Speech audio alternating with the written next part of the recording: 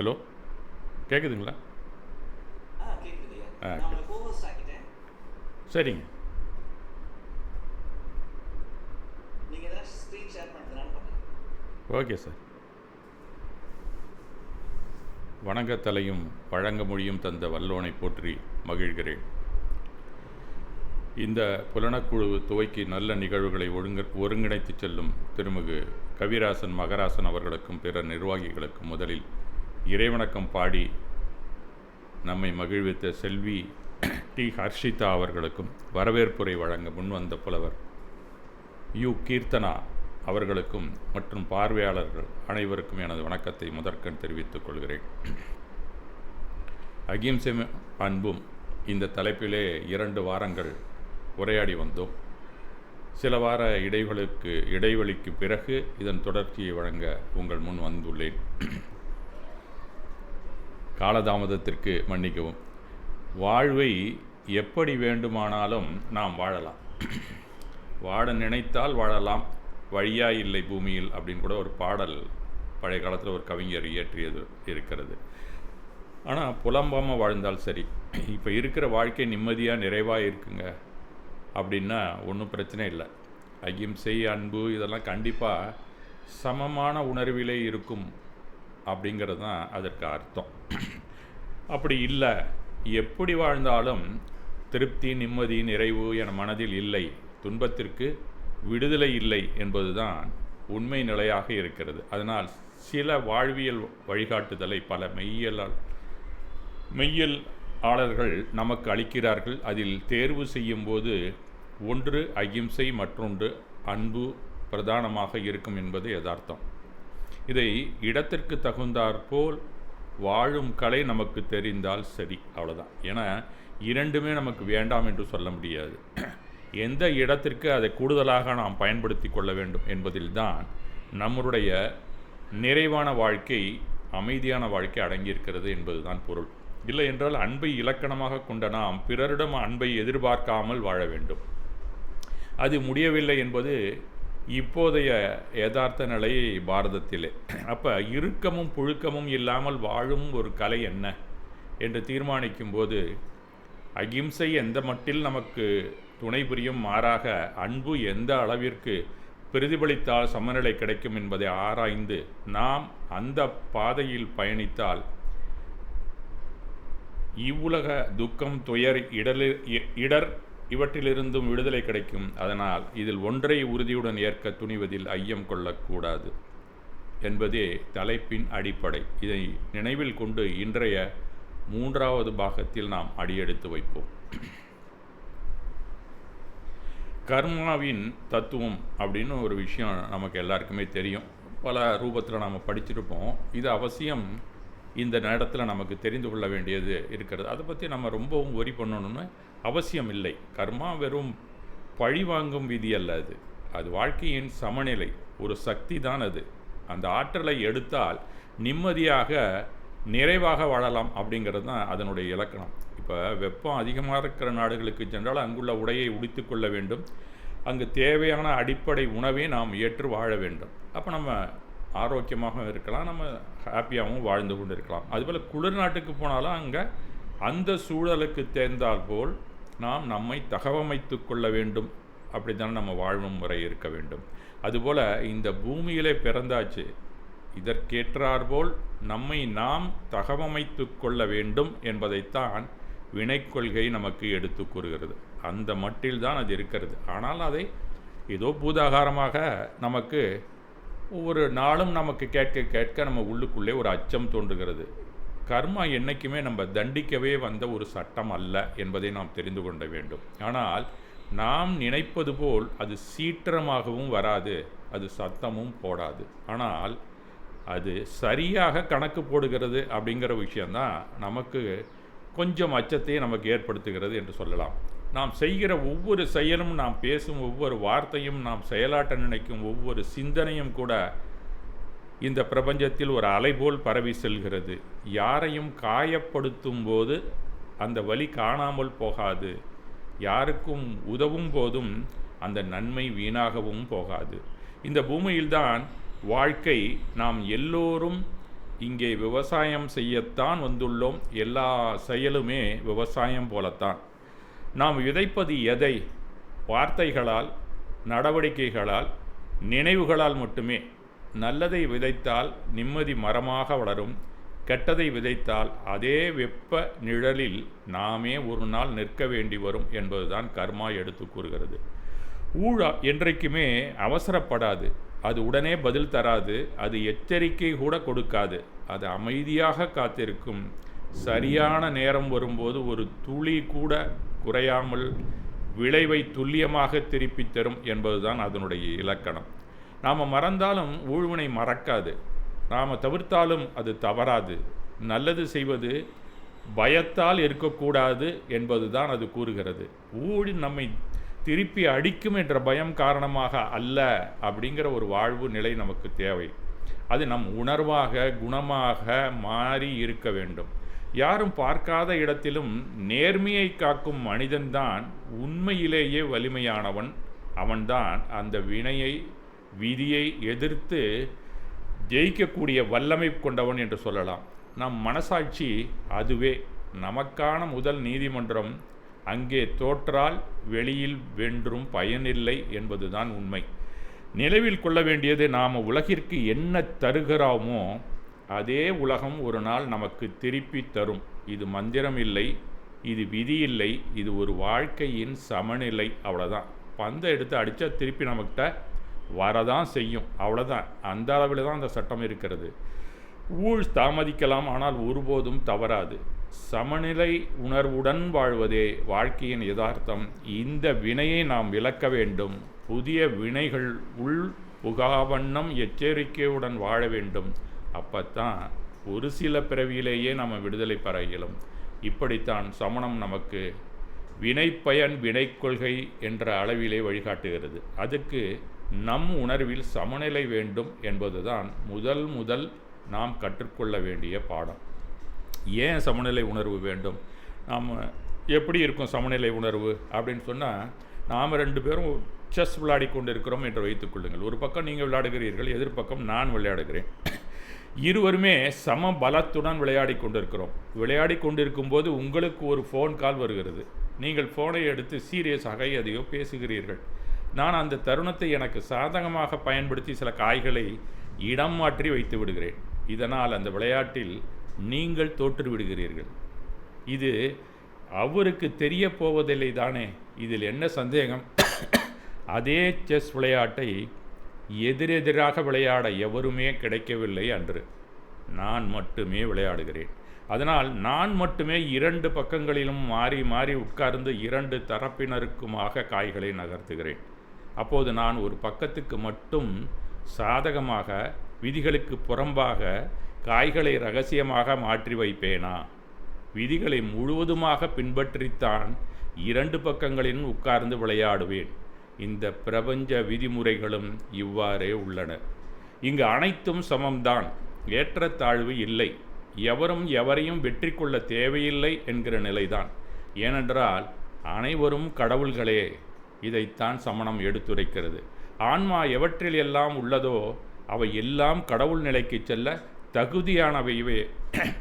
எவருக்கும் ஆற்றல் அளவு கிஞ்சித்தும் கூடவும் இல்லை, குறைவும் இல்லை என்பதை நாம் உணர வேண்டும். அப்படி இருக்க எதை ஏமாற்ற நினைத்தாலும் தானே தனக்கு தண்டனை கொடுத்து கொள்வது தானே. அதனால் விளையாட்டு என்பது பொழுதுபோக்கு தானே. ஆனால் அதை வெற்றி தோல்வி என்று வகுத்தது யார்? வகுத்தவர் தனக்குத்தானே தண்டனையை கொடுத்து கொள்வார் என்பது தான் உண்மை நிலை. அதனால் கர்ம வினை என்பதெல்லாம் ஏதோ ஒரு கடவுள் வேறு எவருக்காகவோ உருவாக்கியது அல்ல. அவரே அவருக்காக உருவாக்கி கொண்டது மட்டுமே என்பதுதான் உண்மை. அதாவது நாமே நமக்காக உருவாக்கி கொண்டது என்பதே புரிதல். தவறுகளை செய்வதும் நாமே, அதற்கான கஷ்டங்களை அனுபவிப்பதும் நாமே. இந்த உணர்வு நிலையில் வாழ்வதே சமநிலை உணர்வுடன் வாழ்வது என்பதாக நமது சமணம் தெரிவிக்கிறது. வெரி சிம்பிள் அண்டர்ஸ்டாண்டிங் என்று தான் நான் நினைக்கிறேன். இப்போ நம்மளுடைய டாபிக் வந்தாக்கா அகிம்சையும் அன்பு. இதில் நாம் சொன்ன அந்த கர்ம வினையின் வழியிலே நாம் எதை எடுத்துக்கொண்டால் கர்மங்களை வெல்லலாம், நாம் சமநிலை உணர்வுடன் வாழ்ந்து வெற்றியடையலாம் அப்படிங்கிற ஒரு யதார்த்த நிலைக்கு நாம் வர வேண்டும். அவ்வளோதான். அதனால் நம்ம வாழ்க்கையிலே நோக்கம் என்னவாக இருக்க வேண்டும், லட்சியம் என்னவாக இருக்க வேண்டும் என்பதை நாம் தீர்மானத்தில் வைக்க வேண்டிய கட்டாய சூழல் நமக்கு அளிக்கிறார் பகவான். அவ்வளோதான். அதை நாம் தெரிந்து கொண்டால் அது அகிம்சையில் இருக்க வேண்டுமா, இல்லை அன்பின் வழியிலே செல்ல வேண்டுமா என்பது தான் நாம் தெரிந்து கொள்ள வேண்டும்.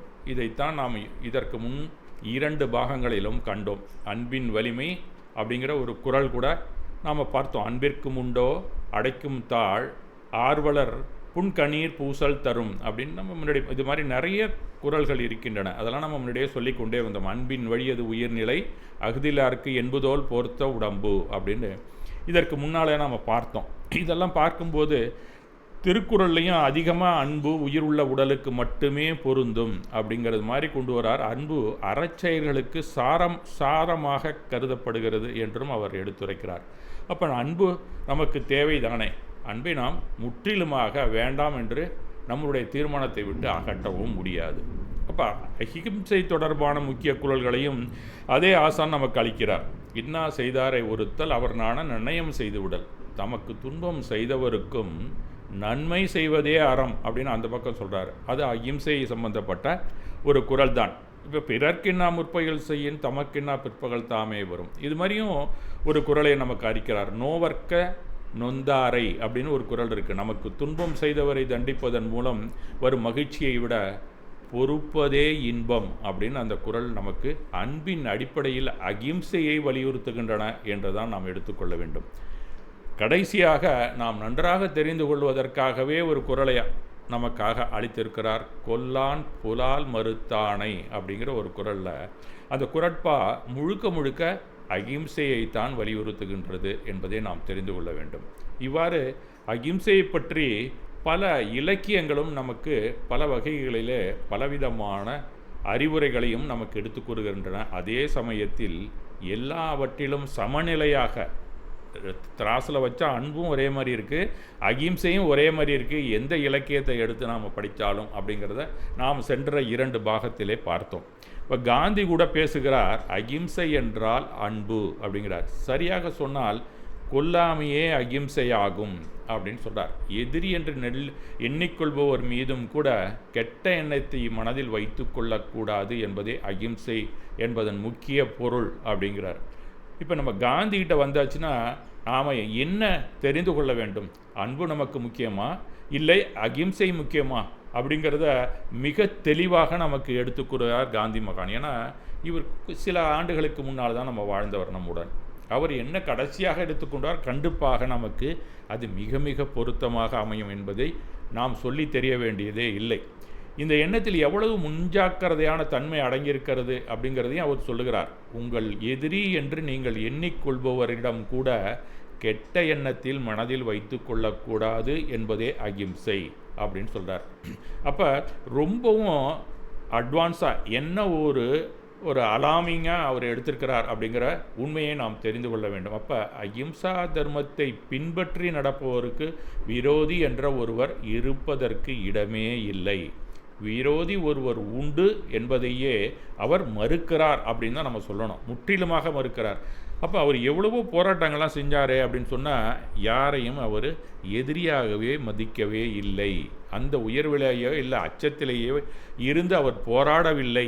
எல்லாமே அகிம்சா தர்மத்தை அவர் கடைபிடித்தார் அப்படிங்கிறது தான் உண்மையான அவருடைய நிலைப்பாடு என்பதை நாம் தெரிந்து கொள்ளலாம்.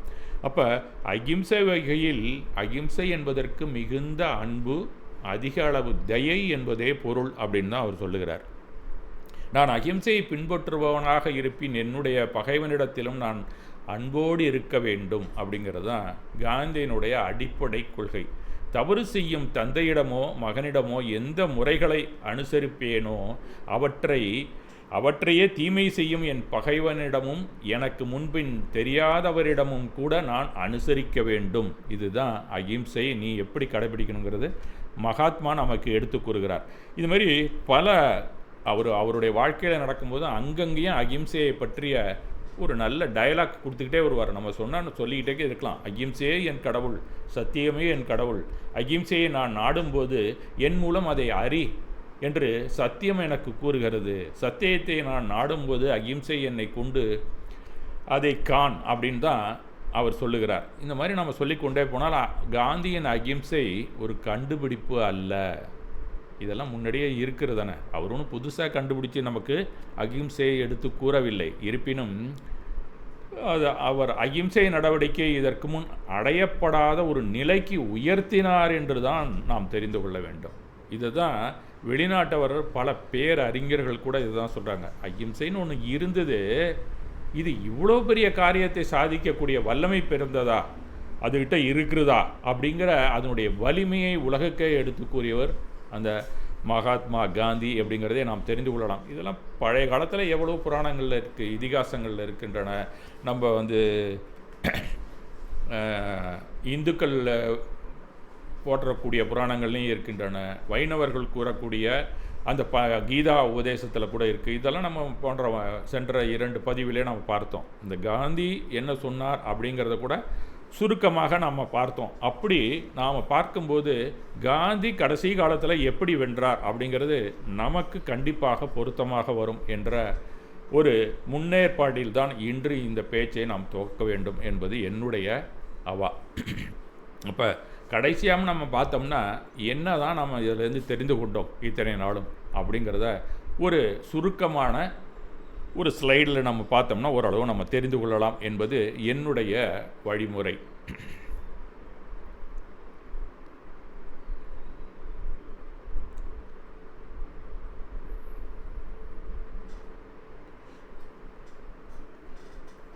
முக்கிய பொருள் அகிம்சைக்கு அப்பால் அப்படின்னு சொன்னால் செயலில் இரக்கம். அகிம்சை என்பது செயலற்ற பலவீனமான அல்லது எதிர்மறையான நிலை அல்ல அப்படிங்கிறத நாம் இதுவரைக்கும் பார்த்தோம். இது அன்பு, இரக்கம் மற்றும் கருணை ஆகியவற்றின் செயலில் உள்ள நிலை. இது வெறும் உடல் ரீதியான செயலற்ற தன்மைக்கு பதிலாக ஒரு ஆன்ம சக்தியாக கருதப்படுகிறது அப்படிங்கிறது தான் இதுவரை நாம் என்னென்ன பார்த்தோமோ அதனுடைய தொகுப்பு அப்படின்னு நாம் சொல்லலாம். அகிம்சையில் 3 நிலைகள் இருக்கின்றன அப்படின்னு நாம் தெரிந்து கொள்ளலாம்.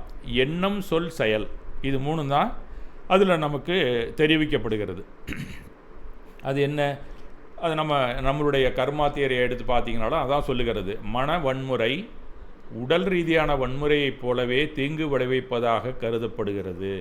இதுதான் முக்கியமாக சொல்லப்படுகிறது. வெறுப்பு, கோபம், தீய எண்ணங்கள் இதெல்லாமே உடல் வழியாக நம்ம கைகாலெலாம் என்ன அடுத்தவங்களுக்கு வன்முறையை தெரிவிக்கிறோமோ, ஒரு ஹிம்சையை கொடுக்குறோமோ, அது அதே அளவுக்கோ இல்லை அதை விட கூடுதலாகவோ உள்ளுக்குள்ளே தோன்றக்கூடிய தீய உணர்வுகள் கூட, வெறுப்பு, கோபம் இதெல்லாம் கூட நமக்கு அகிம்சையை மூடி மறைக்கிறது அப்படிங்கிறது தான் உண்மையை நாம் தெரிஞ்சுக்கிறோம். அப்போ எண்ணம் முக்கியம்.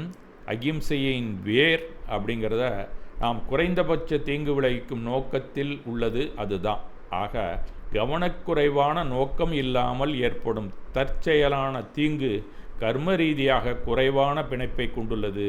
இருப்பினும் அனைத்து காயங்களையும் குறைப்பதே குறிக்கோள் அப்படின்னு நாம் எடுத்துக்கொள்ளலாம்.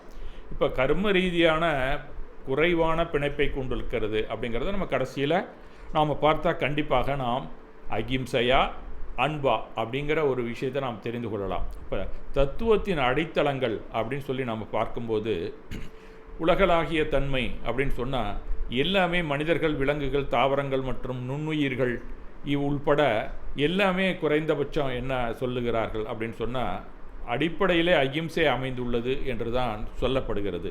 மற்றொரு உயிரினத்தை காயப்படுத்துவது சாராம்சத்தில் தன்னைத்தானே காயப்படுத்தி கொள்வதாகும் அப்படிங்கிறதான் அதில் சொல்லப்படுகிறது. அப்போ கர்ம விளைவுகள் அப்படின்னு சொன்னால் எதிர்மறையான கனமான கர்மாவை ஈர்க்கிறது அப்படின்னு தான் இந்த அகிம்சையோ அன்பா அப்படிங்கிற நம்ம ஏரியாவில் பார்க்கும்போது வன்முறை அப்படிங்கிறது கனமான கர்மாவை ஈர்க்கிறது அப்படிங்கிறதா சொல்லப்படுகிறது. இது ஆன்மாவை சம்சாரத்தில் மூழ்கடித்து வைத்திருக்கிறது. எனவே ஆன்மீக சுத்திகரிப்பு மற்றும் விடுதலைக்கு அகிம்சை மிக மிக அவசியம் அப்படிங்கிறதா மிக மிக முக்கியமாக நாம் தெரிந்து கொள்ள வேண்டிய ஒரு கருத்து என்று நாம் தெரிந்து கொள்ள வேண்டும். பல்வேறு மரபுகளை நாம் எடுத்துக்கொண்டால் அதில் என்ன சொல்லப்படுகிறது அப்படிங்கிறதை நாம் தெரிந்து கொள்ள வேண்டியது தானே, அவசியம் தானே அது.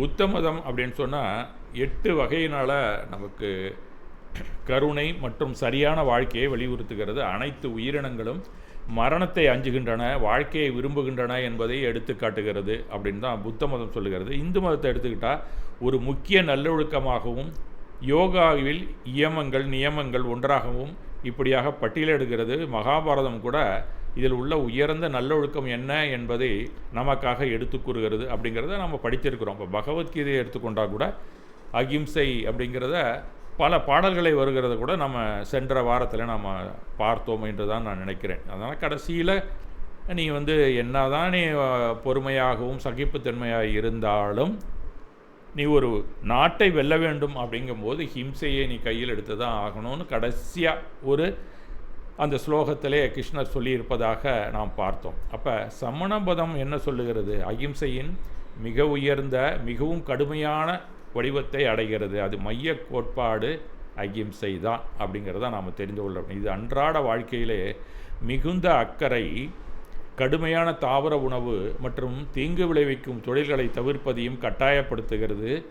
அதோடு மட்டுமில்லை, முக்கியமாக முக்திக்கு மிகவும் அவசியம் என்கிறது அப்படிங்கிறதான் நாம் தெரிந்து கொள்ள வேண்டிய உண்மை.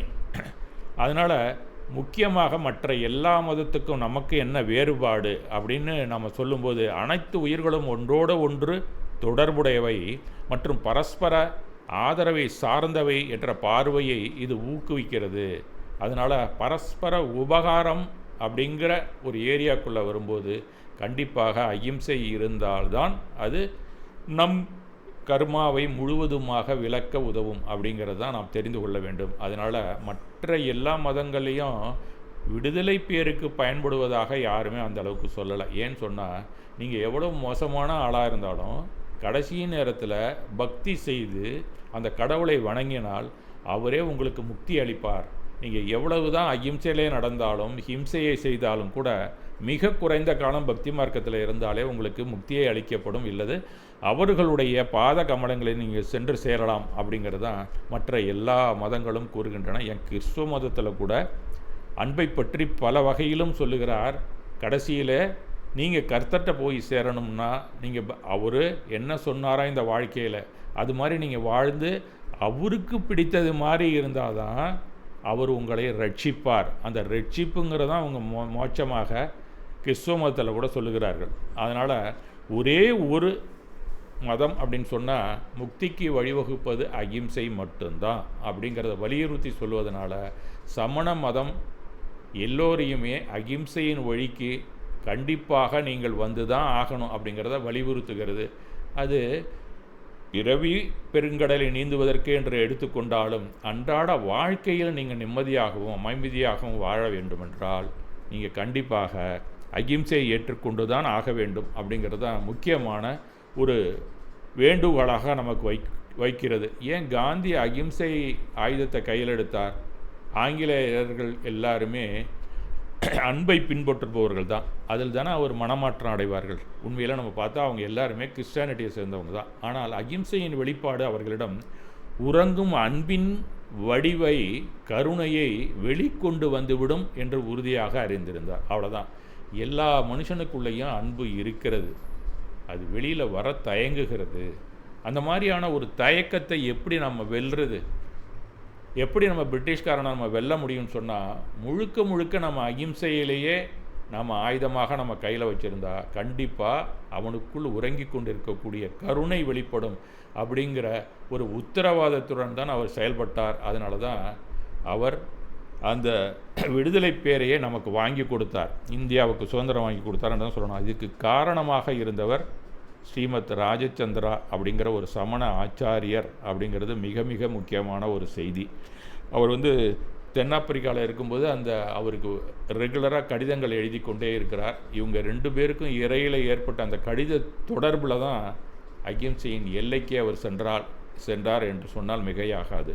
அதனால் தத்துவ சவால்கள் மற்றும் முரண்பாடுகள் அப்படின்னு சொல்லி பார்க்கும்போது தீங்கு தவிர்க்க முடியாதது அப்படிங்கிறத நாம் கண்டிப்பாக தெரிந்து கொள்ள வேண்டும்.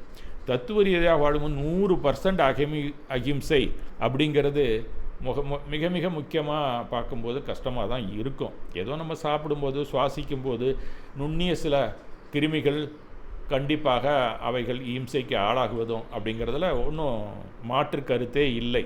உயிர் வாழ தேவையான மட்டும் நமக்கு அவசியமாக அந்த இம்சை தேவைப்படுகிறது. அதற்கு அடுத்தபடியாக நாம் பார்க்கும்போது எண்ணம் சொல் செயல் இவற்றினால் தீங்கு ஏற்படாமல் கவனமாக இருப்பதைத்தான் சமணம் எடுத்துரைக்கிறது. அகம் புறம் இந்த 2 விஷயங்களில் இறுதி தத்துவார்த்த இலக்கு வன்முறையை நடத்த தூண்டும் உள் உணர்வுகளை, அந்த கோபம் உள்ள நமக்கு என்ன உணர்வுகளோ இவற்றை சரி செய்யத்தான் நமக்கு அகிம்சை வேண்டும் அப்படிங்கிற ஒரு விரிவான தத்துவத்தை நமக்கு இந்த சமணம் எடுத்துரைக்கிறது என்பதை நாம் தெரிந்து கொள்ள வேண்டும். அந்த அடிப்படையில் நம்ம பார்க்கும்போது ஒவ்வொரு மதங்களையும் நாம் இதுவரைக்கும் பார்த்து கொண்டு வந்தோம். அவர்கள்லாம் என்ன சொன்னாங்க அப்படிங்கிறதையும் நாம் சுருக்கமாக இதுவரைக்கும் பார்த்தோம். 8 மடங்கு பாதையிலே கருணை மற்றும் சரியான வாழ்க்கையை வலியுறுத்துகிறது புத்த மதம் அப்படின்னு நம்ம பார்த்தோம். அது சென்ற வாரத்திலே நம்ம இதை பற்றி விரிவாக கூட பார்த்தோம். எனவே ஒருவர் தன்னை மற்றவர்களிடம் பார்க்க வேண்டும் அப்படிங்கிறதோடு அவர் நிறுத்திட்டார். அதன் பிறகு இந்த நிர்வாண நிலைக்கு இந்த அகிம்சை எப்படி பயன்படும் அப்படிங்கிற ஒரு செய்தியை நமக்கு எடுத்து சொல்லவே இல்லை அவர். இந்து மதத்தை பற்றியும் நாம் இப்போது தான் பார்த்தோம். அதற்கு மேலே ஒரு போர் தொடர்பான விதிவிலக்குகளை பற்றி அது விவாதிக்கிறது. அதனால் நாம் முழுமையான அகிம்சை இந்து மதம் நமக்கு அளிக்கவில்லை என்பதை நாம் தெரிந்து கொள்ளலாம். அதற்கு அடுத்தபடியாக சமண மதம்தான் அகிம்சையின் மிக உயர்ந்த மிகவும் கடுமையான வடிவத்தை அடைகிறது. இது மைய கோட்பாடாகும். அகிம்சா பரமோ தர்மம், அகிம்சையே உயர்ந்த அறம். அது அன்றாட வாழ்க்கையில் மிகுந்த அக்கறை, கடுமையான தாவர உணவு மற்றும் தீங்கு விளைவிக்கும் தொழில்களை தவிர்ப்பதை கட்டாயப்படுத்துகிறது. மேலும் முக்திக்கு மிகவும் அவசியம் என்கிறது. இதுதான் நாம் தெரிந்து கொள்ள வேண்டிய உண்மை. இந்த விஷயத்துலலாம் நம்ம பார்க்கும்போது ஆக நாம் ஏன் அன்பா அகிம்சையா அப்படிங்கிற ஒரு முக்கியமான நம்ம கட்டத்தில் வரும்போது நம்ம பார்த்தோம்னா இரண்டுமா அப்படிங்கிற நிலைப்பாட்டில் இந்த உரையாடலில் அன்றாட வாழ்க்கையிலும் கூட நாம் என்ன பார்க்குறோம், எல்லார் மீதும் அன்பு செலுத்த வேண்டும் அப்படிங்கிறது தான் ஜென்ரலாக எல்லாருக்கும் இருக்கக்கூடிய ஒரு ஒப்பீனியன். முதல்ல நாம் குடும்பத்தின் மீது அன்பு செலுத்துவோம், அது அவசியம், அது கடமை, நம்மளுடைய கடமையும் கூட அப்படின்னு தான் இந்த சமூகமே வலியுறுத்துகிறது. அப்போ என்னவாகும், பிறன் மீது அன்பை செலுத்த மாட்டோம் என்று அர்த்தம் அல்ல. மற்றோர் மீதும் நாம் அன்பை செலுத்தத்தான் செய்வோம். ஆனால் அன்பின் பரிமாற்றத்தில் நம் குடும்ப உறுப்பினர்களே முதன்மை பெறுவர். இதுதானே சாத்தியம். அதனால் பிறர் நமக்கு ஊறு விளைவித்தாலும் நாம் அன்புடன் வாழ்வதால் அகிம்சையை கடைபிடிப்போம். கடைசி வரை ஹிம்சை செய்ய விழைய மாட்டோம். அது குடும்பத்தை பொறுத்த வரைக்கும். மாறாக நம் குடும்பத்தினருக்கு பிறரால் தீங்கு வந்தால் என்ன செய்வோம்? பிறர் மீது காட்டும் அன்பை சற்று குறைத்து போராட துவங்குவோம். ஏன் இம்சை கூட செய்ய துணிவோம். அந்த அடிப்படையில் நம்ம பார்க்கும்போது அகிம்சை அப்படிங்கிறத விட அன்பு எப்போதுமே நமக்கு முழுவதுமாக கர்மாவை நீக்குவதற்கு பயன்படவில்லை அப்படிங்கிறத அந்த இடத்துல நாம் தெரியும். ஏன்னா ஹிம்சைக்கு நம்ம தயாராகிடுறோம் அந்த நேரத்தில். அப்போ நம்மளுடைய வினைப்பயன் கூடுமா இல்லையா அப்படிங்கிறத நாம் இந்த வழிமுறையிலே நம்ம தெரிஞ்சுக்கலாம். கண்டிப்பாக இந்த நேரத்தில் சம்மரை மிகவும் குறைவாகவே காணப்படும், பந்தம் கூடிக்கொண்டே செல்லும். அப்படிங்கிறதுனால தான் நாம் அன்பின் வழியிலே முழுவதுமாக இறங்கி செல்ல முடிவதே இல்லை. அதே போல் ஒரு நிறுவனத்தில் உயர்ந்த பதவியிலே நாம் இருக்கிறோம், அதை மிகவும் நேசிக்க தொடங்கி விடுவோம். ஏன்? பிறர் அன்பினாலா இல்லை பிறரின் பாராட்டு புகழ் மழையினாலா தெரியாது நமக்கே. அன்பினால் என்று சொல்லிக்கொள்வோம். ஆனால் நம் அறிவுக்கண்ணை அந்த புகழ், பெருமை, அதிகாரம், அந்தஸ்து நம்மை கண்டிப்பாக நம்மளுடைய அறிவுக்கண்ணை மறைத்து விடத்தான் செய்யும். அப்போது கடுமையாக அந்த பதவியின் மீது உள்ள நேசிப்பை வெளிப்படுத்த தொடங்கி விடுவோம். சாகும் வரை வேறு ஒருவருக்காக அந்த நிறுவனத்தை விட்டு கொடுக்கவே தயங்க மாட்டோம், கொடுக்கவே மாட்டோம் ஒரு காலத்துலேயும். அப்போ அகிம்சையில் நாம் அந்த உணர்வோடு வாழ்கிறோமா இல்லை அன்பின் பிடியில் அல்லாடி கொண்டிருப்போமா அப்படிங்கிறத நீங்கள் தலைவராக போனால் தான் அதை பற்றி தெரிந்து கொள்ள முடியும். நீங்கள் தலைவர்களை பார்த்தாலே தெரிந்து கொள்ளலாம். இன்றைய தலைமை எல்லாம் இந்த வகைக்குள் சிக்கி கொண்டு தானே தவிக்கின்றன. துறவு என்ற பேச்சுக்கே எங்குமே இடமில்லை. தியாகம் வந்தால் தானே நிர்ஜரை என்ற பந்தமின்மை. இதைத்தான் பீஷ்மர் தன் வாழ்நாளில் கூட செய்து காட்டினார். அஸ்தினாபுரத்தை காப்பேன் அப்படின்னு சொல்லி உறுதி மேற்கொண்டார். ஆனால் அதே தன் வாழ்வில் லட்சியமாக கொண்டிருந்தார். அறத்தை நோக்கமாக கொண்டிருந்தாலும் லட்சியத்திற்கு பின்னே அறத்தை தள்ளி வைத்து விட்டார் என்பது தானே உண்மை. கடைசியிலே மிகவும் வருந்தி உயிர் நீத்தார் அப்படிங்கிறது தான் அவருடைய வரலாறு நமக்கு தெரிவிக்கிறது. இன்னும் அடுத்த ரொம்ப லேட்டஸ்ட்டாக நம்ம பார்த்தோமா ஆல்ஃப்ரட் நோபல் அப்படின்னு ஒரு பெரிய விஞ்ஞானி இருந்தார், எல்லாருக்குமே தெரிஞ்சிருக்கும். அவர் நிலக்கரி சுரங்க தொழிலாளர்கள் மீது அக்கறை கொண்டிருந்தார். அங்கே அடிக்கடி நிலக்கரி வெட்டும் போதெல்லாம் அப்படியே சரிஞ்சிடும், நிலம் சரிஞ்சு அந்த வாயில் மூடிவிடும், வெளியில் வர முடியாமல் சில பேர் இறந்தே சென்று விடுவார்கள். ஒரு 10 பேராவது இறந்து கொண்டே இருப்பார்கள் அந்த நிலக்கரி சுரங்கத்தில். இதுக்கெல்லாம் அவர் யோசித்தார். அவர்களுடைய குடும்ப துயரத்தை விளக்க என்ன செய்யலாம் அப்படின்னு யோசித்தார். அப்போ தான் டைனமைட் அப்படிங்கிற ஒரு வெடிமருந்தை கண்டுபிடித்தார். நிலக்கரி சுரங்க தொழிலாளர்கள் எவருமே அதன் பின் கடமையாற்றும் போது இறக்கவே இல்லை என்பது என்னவோ உண்மைதான்.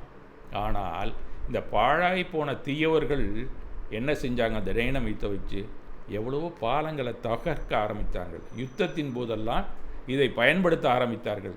இப்படி பல நாச வேலைகளுக்காக இந்த வெடிமருந்து பயன்பட்டு வருகிறது. அப்படி தானே நம்ம சொல்லணும். அப்படி பார்க்கும்போது ஒரு நல்ல காரியத்திற்காக தயாரிக்கப்பட்ட அந்த வெடிமருந்து கூட பிற்காலத்தில் முழுமையான ஹிம்சைக்காக பயன்பட்டு விடுகிறது என்பது தான் உண்மை. அவர் அஹிம்சை நோக்கத்தில் ஏதோ பிழை இருந்திருக்கிறது என்று தான் சொல்ல வேண்டும். அவருடைய லட்சியம் நிறைவேறினாலும் அவருடைய நோக்கத்தில் அஹிம்சை இல்லை என்பதை நாம் தெரிந்து கொள்ள வேண்டும். நோக்கத்துக்கும் லட்சியத்துக்கும் வேறுபாடு இருக்கிறது நம்ம முன்னாடியே பார்த்துருக்குறோம். வேணால் கடைசியில் நேரம் இருந்தால் பார்க்கலாம். உலகத்தில் பல நாசங்கள் இன்றைக்கு ஏற்பட்டு கொண்டிருக்கின்றன. அந்த ஆல்ஃபர் நோபல் தான் ஒரு காரணம் அப்படின்னு கூட சொல்லலாம். இதற்கு பிராயச்சித்தமாக அவர் என்ன செஞ்சார்? நோபல் பரிசு தான் அவரால் கொடுக்க முடிஞ்சுது. அமைதிக்கான அறிவியல் கூரை கண்டுபிடிப்பவர்களுக்கு இன்றும் வழங்கி கொண்டிருக்கிறார்கள் நோபல் பரிசை. அதனால் அன்புக்கு அக்கறை உண்டு, நேசித்தல் உண்டு, பாசமும் உண்டு.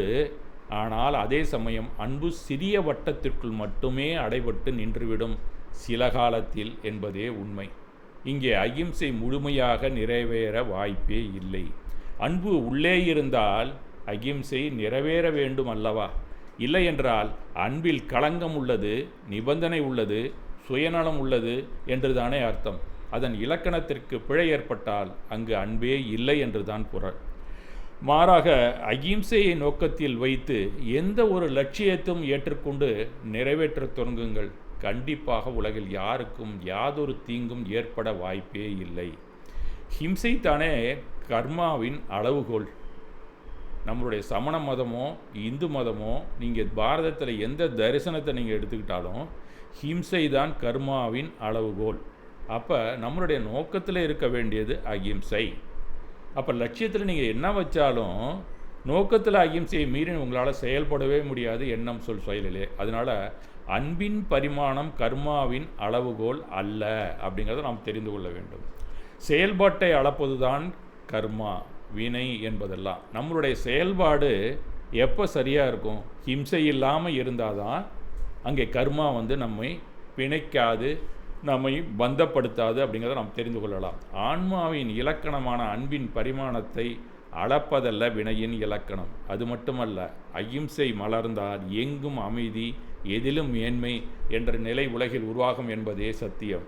அகிம்சையை என்றும் நோக்கத்திலும் தீர்மானத்திலும் வைத்து அன்புடன் செயல்பட்டால் கண்டிப்பாக நம்முள் வினை கூடும் சந்தர்ப்பங்கள் ஏற்பட வாய்ப்பே இல்லை என்பதை நாம் உறுதியாக சொல்லலாம். அப்போ கர்மா வினை கான்செப்ட் இல்லாத நாடுகளில் அன்பை நோக்கத்தில் தீர்மானத்தில் வைத்து கொள்ளலாம். அப்படி இல்லைனா வேறு யாராவது ஒரு அமானுஷமான சக்தி உங்களை காப்பாற்றி கர்மாவெல்லாம் வாரி அவங்க எடுத்துக்கிட்டாங்கன்னா நீங்கள் அன்பின் வழியிலே நடக்கலாம்.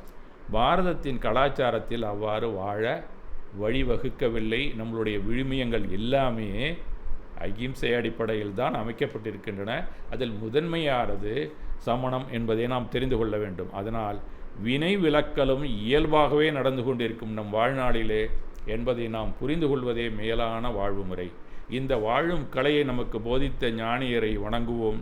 அதிலே பகவான் மகாவீரரின் அடிச்சுவட்டிலே தயங்காமல் விரைவாக முன்னேறுவோம் என்று இந்த சமயத்தில் உங்களை வேண்டி கேட்டுக்கொண்டு இந்த உரையை முடிக்கிறேன். இன்றைய கூட்டத்தில் என்னை பேச அழைத்து அனைவரும் அமைதி காத்த உங்கள் அத்தனை நல்லுள்ளங்களுக்கும் என்னுடைய மனமார்ந்த நன்றியை இறுதியாக தெரிவித்துக் கொள்கிறேன். மீண்டும் ஒரு தலைப்பிலே நாம் சந்திப்போம்.